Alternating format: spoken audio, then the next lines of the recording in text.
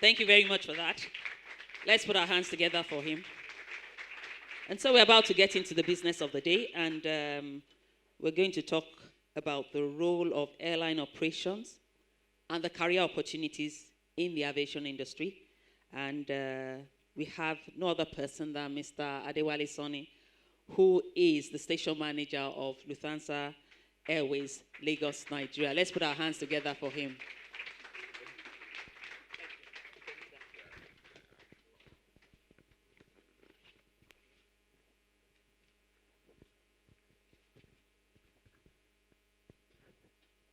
Good afternoon, all.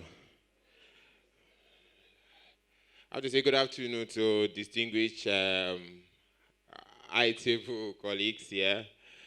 It's nice to be here. Dr. Adewale Sonny is my name. You can forget the title. I work for Lufthansa German Airlines. We are not Airways, please. Now we are called Lufthansa Group because we have quite a lot of airlines within the group, and we also have quite a lot of aviation companies within the group. When Mama J met me,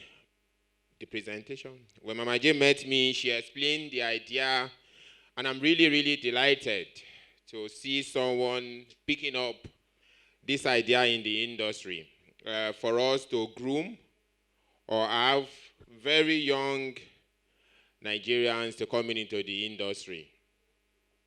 I know it's not been easy. The industry is a little bit specialized.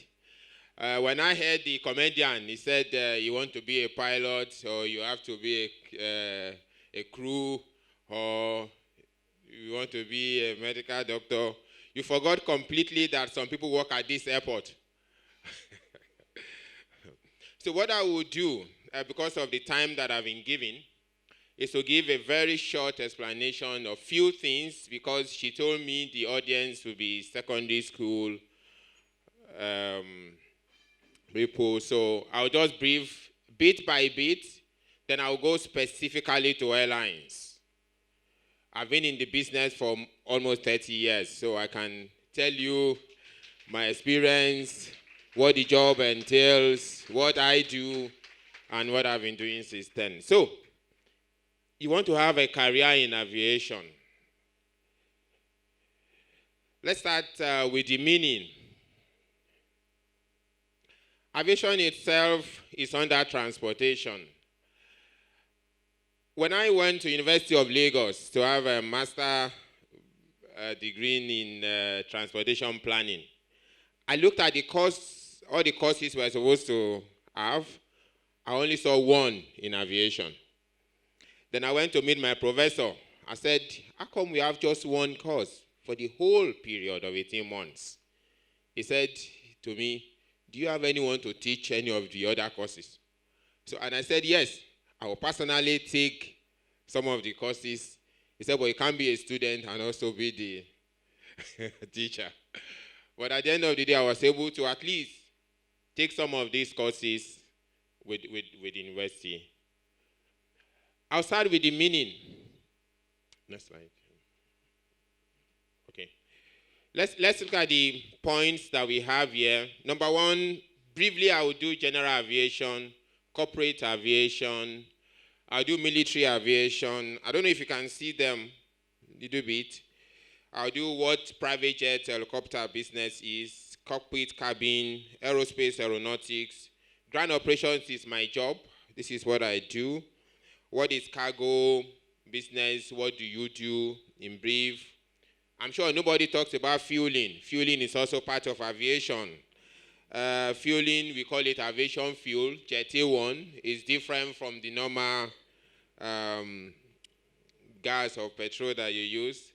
Ground handling, companies like NACO and SACOL, security, revenue collection, finance, and integration of auxiliary revenue. So, and the statutory professional jobs, which we take as the government agencies, like Nigerian Civil Aviation, Nigerian Airspace Management Agency, Federal Port Authority of Nigeria. So, Let's see, what is aviation? How did we come about the word?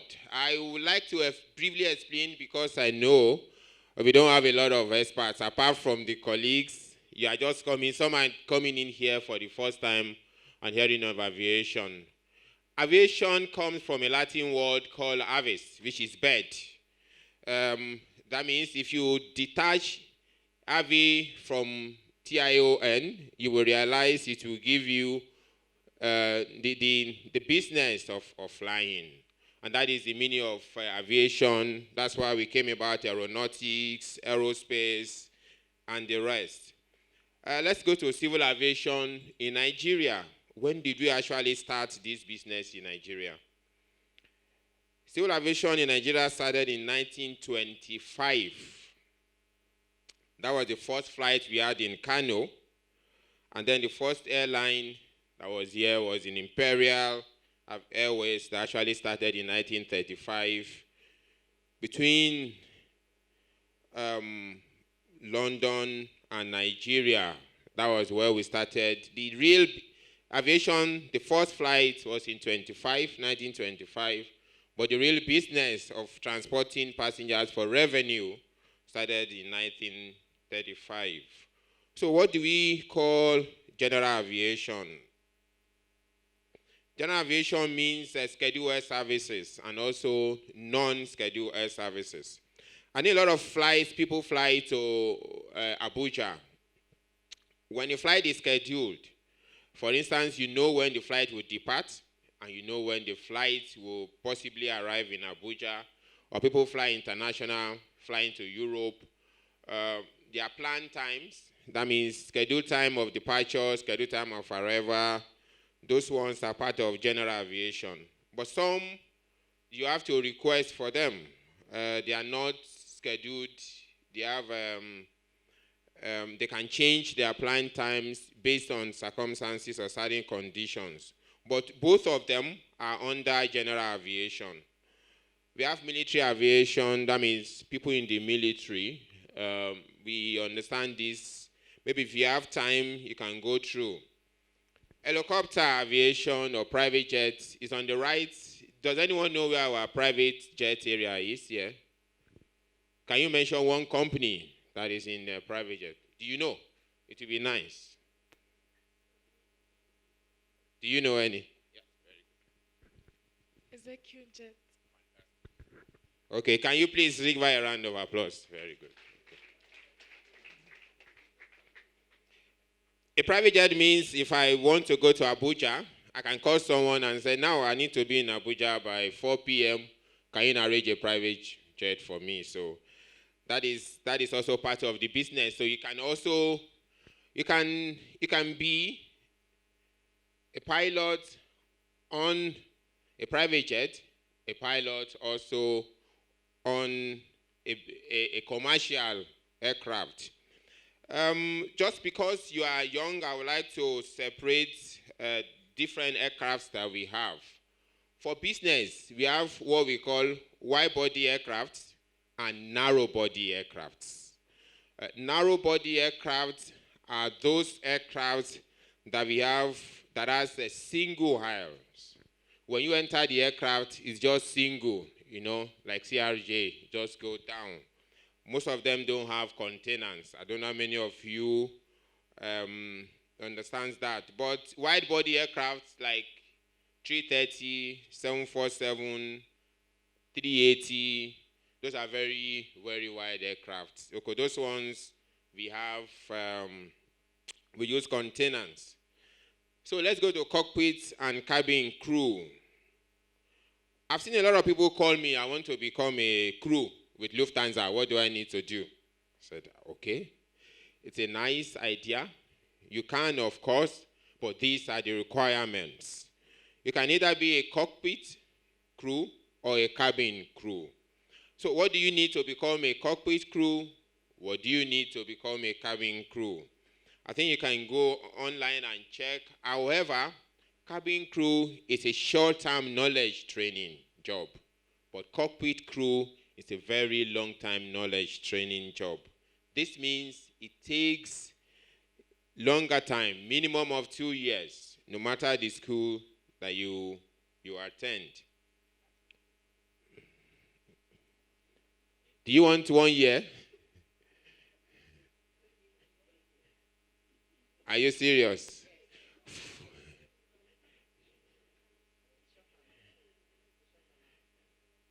Okay, it's good. She told me that it's shorter now. Maybe I'll see the 6 months one. Okay, how many months do we have? We have a pilot here.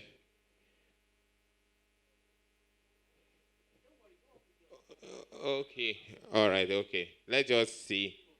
2 months. 18 months, okay. 18 months is, yes. Okay, let's go to ground operations.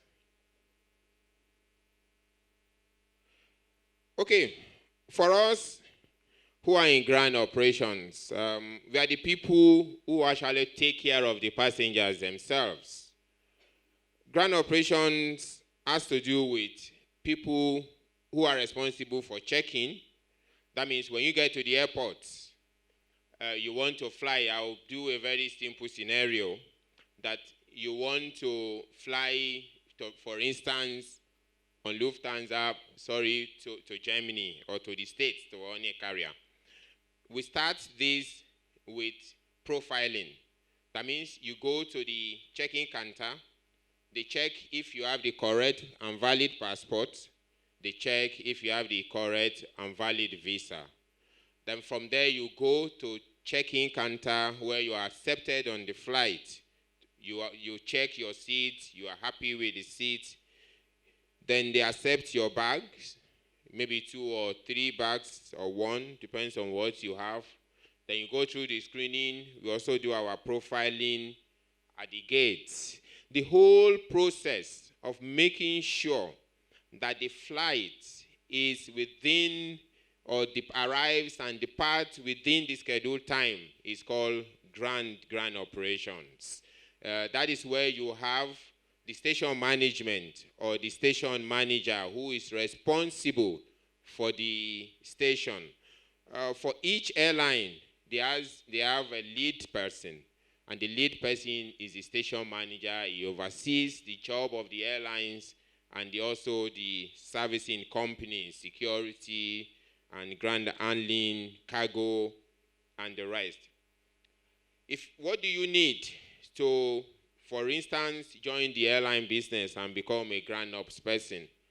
All you need to join a foreign airline is the first university degree, the first degree.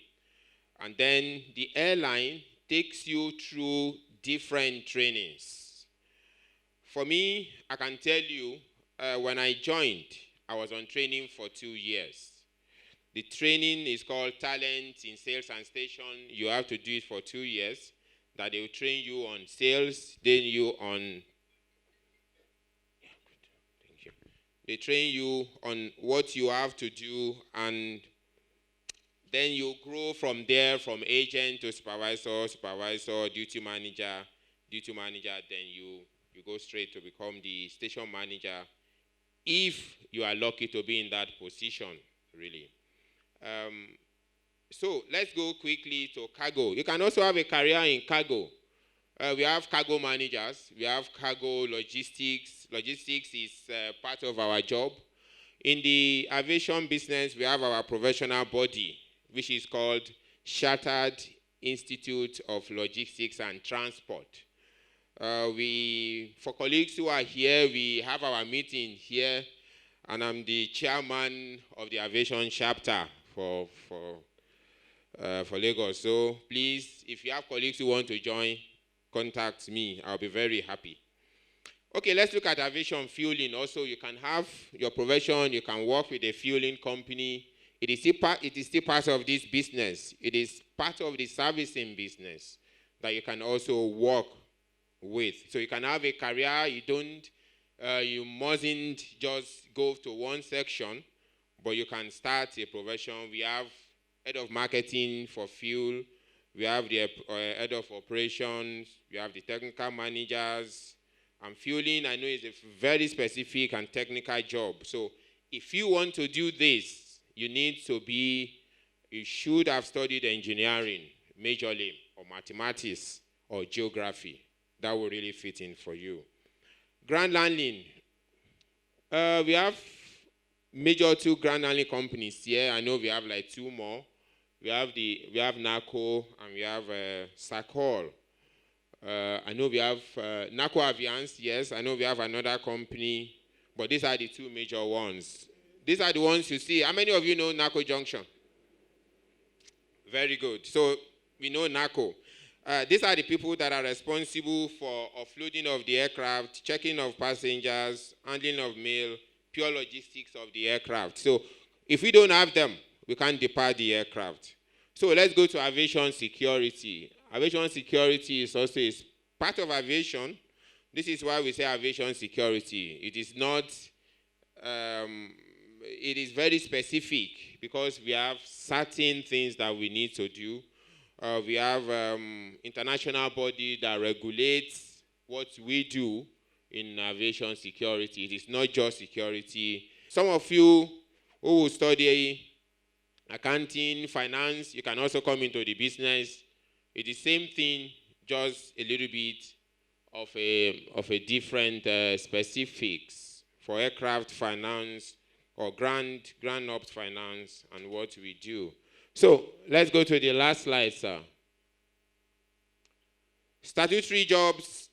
These are the specifically for me, the government agencies here. NAMA, NCAA. Who knows the meaning of NCAA? So that I don't assume. Okay, what of NCAT? What of NCAT? Who wants to give us so that we can learn quickly? NCAT.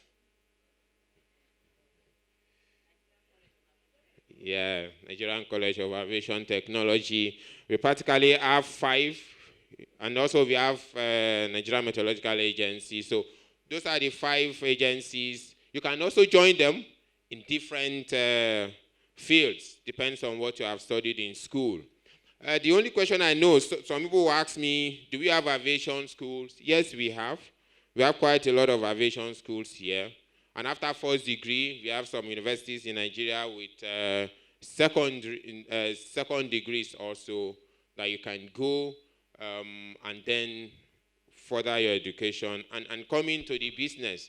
We are really looking forward to have experts. What is very new in aviation now is what we call design thinking in aviation. Design thinking in aviation simply means for young generation like you who will think outside the box and redirect aviation from a traditional system. That is what we call design thinking in aviation. It's a complete profession. I know there are a few universities who have started it already. Maybe if you have time, you can go through it online. It's new, but it's very, very, very nice. I've worked with University of Lagos on design thinking in the industry, so it's a very new avenue for us to learn. From my side, because we don't have the time, it's a short presentation. That will be my last slide. I thank you so much for listening. It's a great opportunity to be here. And then, if you have questions, 1 or 2, I don't mind. Thank you very much, Mr. Adewale Sani, for that brief profile. And I can tell you that there are people here who will also take us in a little bit more into some of the departments that he has mentioned, but he has just given us a wholesome picture of the industry. Thank you very much for that. Please, if you have questions for him, I'd like you to put your questions on a piece of paper. We'll take them at the end of this first batch of careers that we're looking at. Thank you very much, sir. Let's put our hands together for him. He's opened our eyes up to, there's so much in the industry. I told you that there's a lot in the industry. There's so many. It doesn't matter where you are. You can find a way to fit in, whether you like it or if you think that the industry is just about, like he said at the beginning, cabin crew, engineers, and pilots. It's not. There's a lot more to it than that. And you can fit in once you're passionate about whatever it is that you want to do in the industry.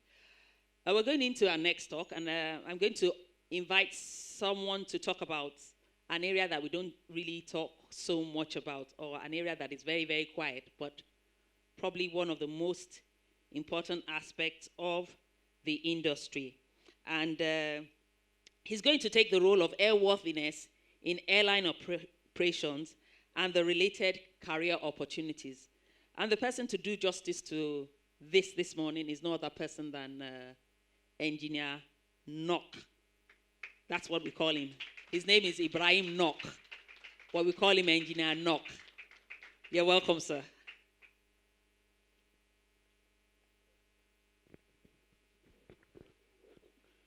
Good morning. Okay, I'm here to talk about airworthiness. Airworthiness is a very rewarding field in aviation. Well, let me talk about myself first. I joined aviation as an engineer, started in 1985, I got my license. So I've been in aviation since then. After I started work with Nigeria Airways, then went to a lot of other airlines, I eventually got tired of sleeping under the aircraft in the rain and in the sun. So I branched into quality assurance and airworthiness. All these guys, all the other departments and sections of aviation hate us because we are more or less internal auditors. We are the people that check them, make sure they do what they are supposed to do, the way they are supposed to do it. There's a saying in aviation, do what you say and say what you do. And we are the ones that make sure they do what they say and they say what they do.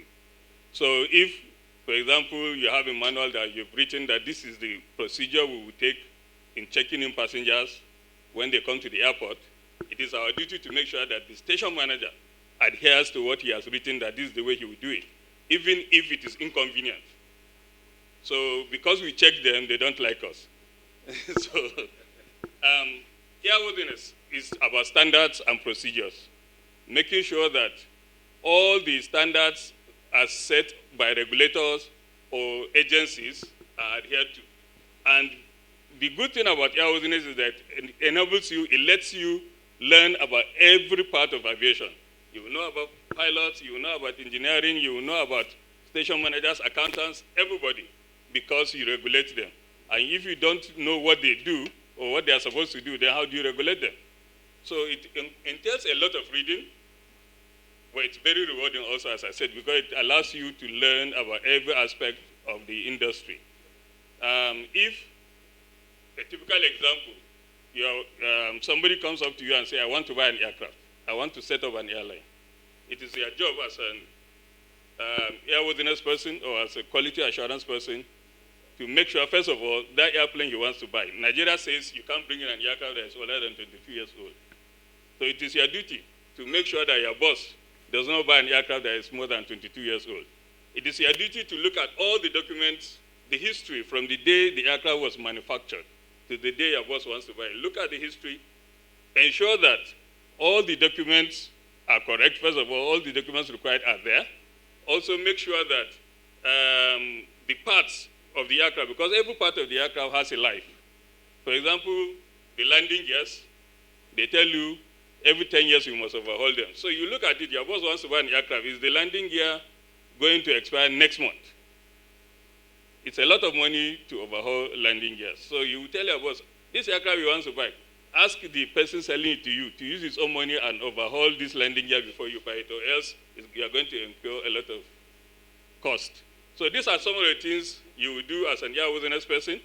As I said, there are different routes of becoming an airworthiness person. There are those who, after graduation from school, from university, any course whatsoever, they go to some schools and study airworthiness directly. Then there are those that, like us, that first of all, we are aircraft engineers, so we knew about aircraft before we decided to become airworthiness inspectors and quality assurance people. When you are an airworthiness person in your company, you must be firm, you must be strong, you must be assertive. Not rude, but assertive. I became, after being an airworthiness inspector for a while, I became an instructor. both in airworthiness and in other aspects of the industry. I have my boss, Captain Dele Ore here, who is not only a pilot, he's also a lawyer, an aviation lawyer, and we learned at their feet. He was an instructor in one of the schools I attended to learn airworthiness. So how do you become an airworthiness inspector? What courses do you need to study? As I said, you can become an inspector either by, first of all, being an engineer, aircraft engineer. You can be a pilot. You can be anything in aviation and then branch into airworthiness. Or you can go to school directly and study airworthiness and become an airworthiness inspector. Some people, in fact, depending on how sharp you are, you can actually go to some of these schools directly from secondary school, go and learn airworthiness or quality assurance. There are some schools in Lagos here. Come back to the industry and do on-the-job training. If you are good enough, you become an inspector gradually. You can study any subject, science, arts, whatever, and still become a quality assurance person. But it will be very difficult if you do not study science, because if, for example, you go to see what engineers are doing, and you are an arts person, how do you understand what they are doing? How do you know what they are doing? It's not just by reading the books. Even if you read the books will tell you, yes, this is the procedure the engineer is supposed to follow. Well, if you meet a smart engineer and he is bamboozling you, how do you know that what he's doing or how he's doing it is not the way that he's supposed to do? So it's good that you study sciences, or in fact, the best way is actually to be an engineer first, or a pilot, because when you are checking those who are doing the work, they know that you know, because they know you are in the field with them also. The airworthiness person or the quality assurance person is actually a representative of the Nigerian Civil Aviation Authority in the airline. You liaise directly, you are the one that liaise directly with the NCAA. If they have any queries to that company, it's you they will first call. So anything that goes wrong against regulations is the quality manager or the airworthiness person that will suffer it. So you have to read a lot every day, no sleeping, no sleeping, no spending time in the beer parlor and all those things. You have to be constantly reading, because things change every day, regulations change every day.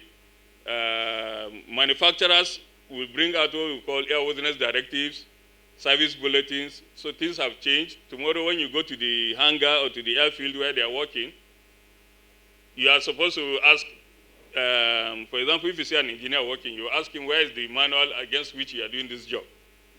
The engineer will say, this is the manual. Well, because you know that there's a new revision of that manual, you will check the revision date and the revision status, and you will tell him that this manual you are using is wrong. So how would you know that if you don't keep yourself abreast, if you don't keep yourself reading every day? So they say I should brief. So I thank you very much. Any questions, just write them down. Thank you very much, Engineer Nock, for being very brief and helping us to keep to the time. So you can see that as an airworthiness person, he's paying attention to detail. And that detail also includes paying attention to the amount of time that is being given, so that we will not keep you here forever. Let's put our hands together again for him. I want to call on Mr. Taiwo Adenekon. He's the CEO of PDF Consulting.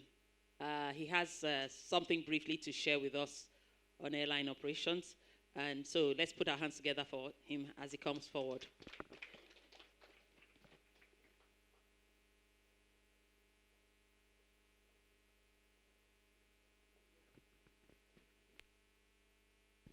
Good afternoon. I don't have notes. I don't have slides. I was just asked to come and speak. My name is Taiwo Adenekon. I'm an economist, and I was CPM for Nigerian Airways. I worked there in that company for 20 years, and I enjoyed myself. I traveled to 44 countries. and I had fun. I had contacts all over this nation because once they know you are working for Nigerian Airways, they will beg you for seat. That please, I want to go on that flight. They will beg you for that, beg you for that. Then in your area, you are number one. They look at the way you dress because we buy all our things abroad. You understand? Then all the girls are following you. Then when you get to church, they will put you in a special place because they hope you are earning so much money. Everywhere you go, in your community, at home, everywhere, being an aviation is top of the range.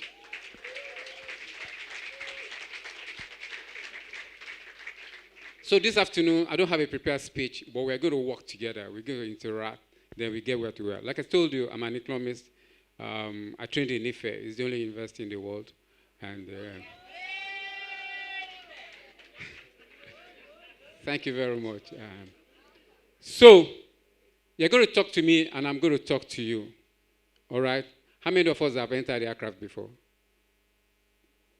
There's no shame about it. I didn't get to enter aircraft until I was 31. How many of us have entered the aircraft before? Okay, very good. I'm very happy. You know, when you get to the aircraft, there's a door. You can't see where the captains are, right? So that has made you an aviation. Clap for yourself.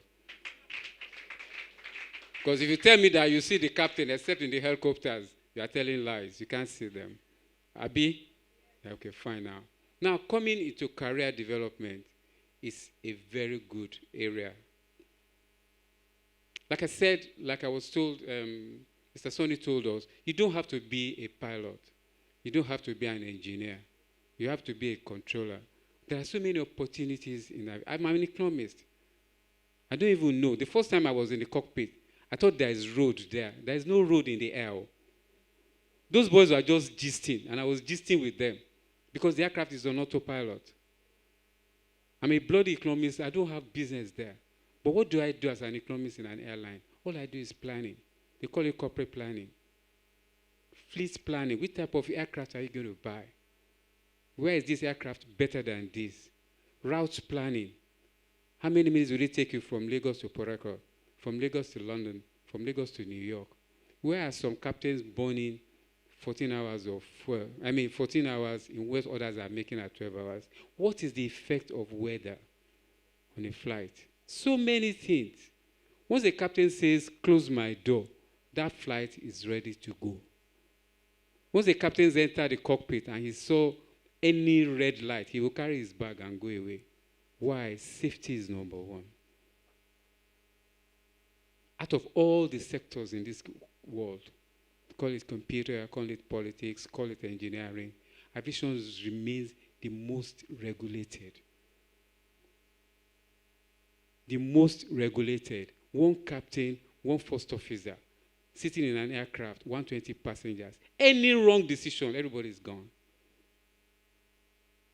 So it's not two for kobo. No. You can't rob. You can't erase and rob. You have to plan yourself. There's what is called pre-flight procedures. There's flight procedure itself. The captain will cross-check what the first officer has said before he okays the flight. The engineer is even more superior than the captain. If he doesn't stand out the aircraft is not going anywhere. So it remains the most regulated. Once you are there and they say this flight is going, then be rest assured. I don't like going Lagos-Ibadan by road. I don't like it.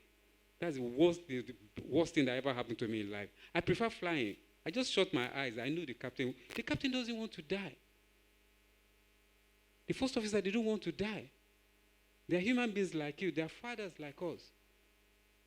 A lot of women fly now, and we feel safe with them. So it's an interesting sector which you can come into and enjoy the rest of your life. You can plan your career. We have lawyers. Captain Delore is not only a captain, a 747 captain. He's not a small captain. 747 have 4 engines. Right? As he's seated there, I don't mind him. He's over 70, more 76, 77 than that. But he can fly New York with closed eyes because he has flown it before. New York is 12 hours. And I'm sorry for your generation. We are privileged to have flown with him. When we come back to Lagos, we can close our eyes. We don't even know where he touches ground. That's expertise. He will just like flow, Boeing landing, very smooth. And when it is rough, he will bang you inside the aircraft. But we know that it is Captain Ore. We are rest assured. He has flown so many head of state. They have to drag him to the presidential fleet because he's good.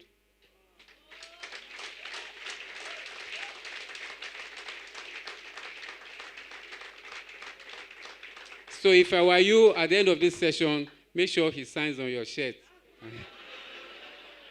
so that you can keep it. So I'm more interested in all of you and your career. I want you to, aviation is good.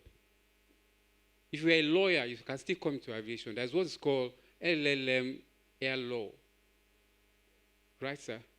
In Montreal, Canada, right? Then even your first degree, you can do air law. He has written a book on that. Safety. Those are the things that keeps the aviation industry going. All of us that we work as a family. And we are coded. Do you know what it is to be coded? What is Whiskey Tango? You don't know? WT. What is WT? Clap for yourself. You are getting it. That's the first thing you learn in aviation, the ABC. Serial mic. What's that one? What is serial mic? Station manager. SM, Abi. Serial. Which school is this school? Sorry? Because there's going to be a competition between you and this school now. Can you spell your name using the aviation? Okay, Ajebota School. What's your name? Ifeanyi. Spell it for me now. No, don't point to somebody. Who is the head of school here? Who is the head prefect? He's not around. Okay, what is your own name? Abdul Qadri. I don't know that one. Oh yeah, spell your name using the aviation.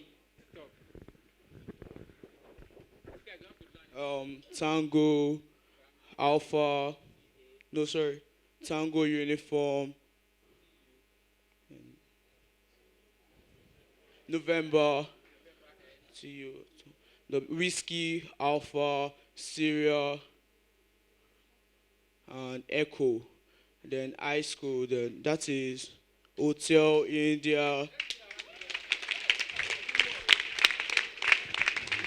Tell me, your father is a pilot. Your father is a pilot.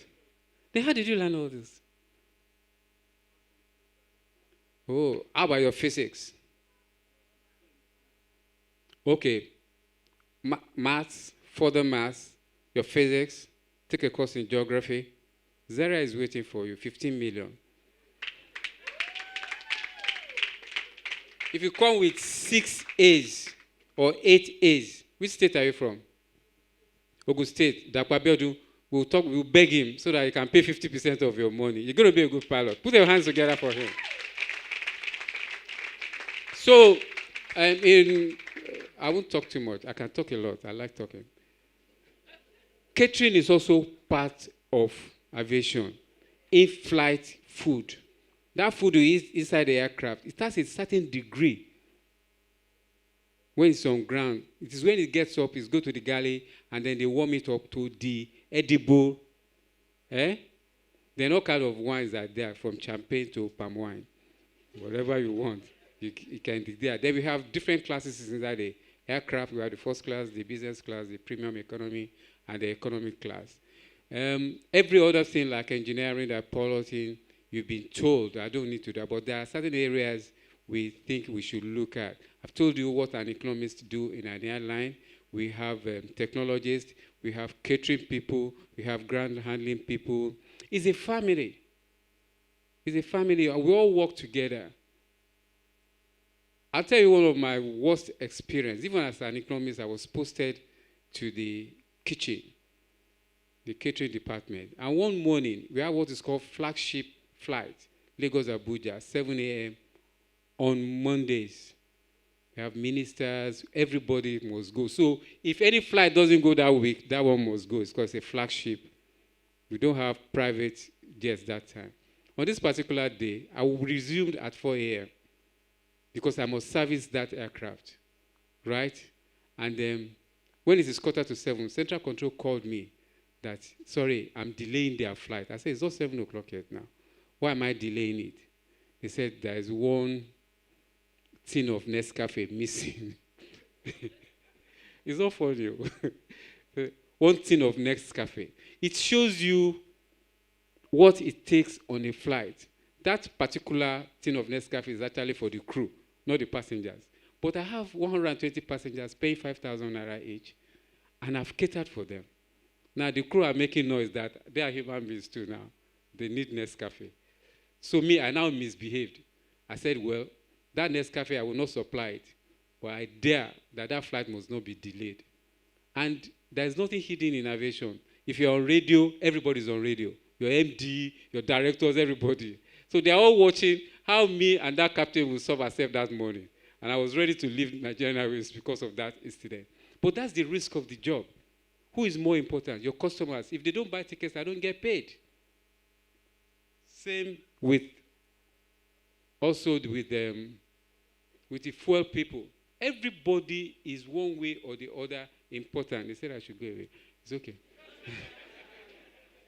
Everybody is important, and we work like a team. Then there's something called networking, especially with spare parts. If your aircraft is on ground AOG, your fellow airline in that airport can help you, unless they don't have that spare part.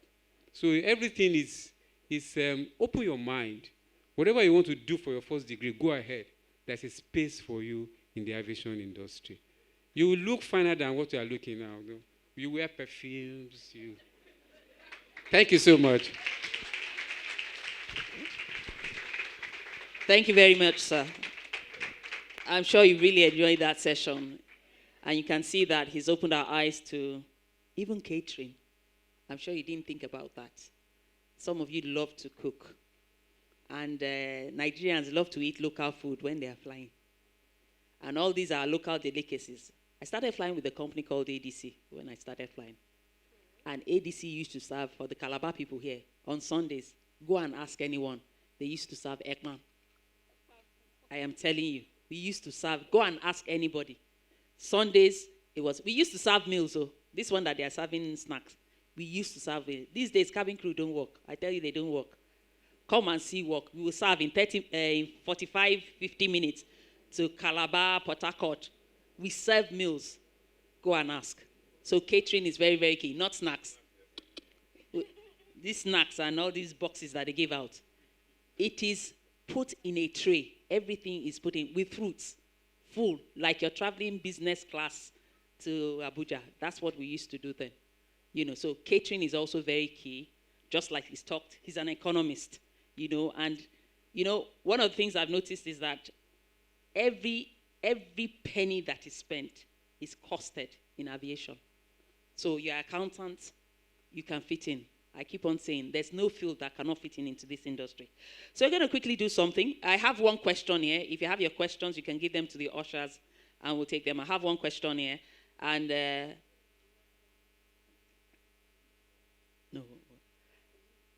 the question is, in what department does ticketing and reservation come in?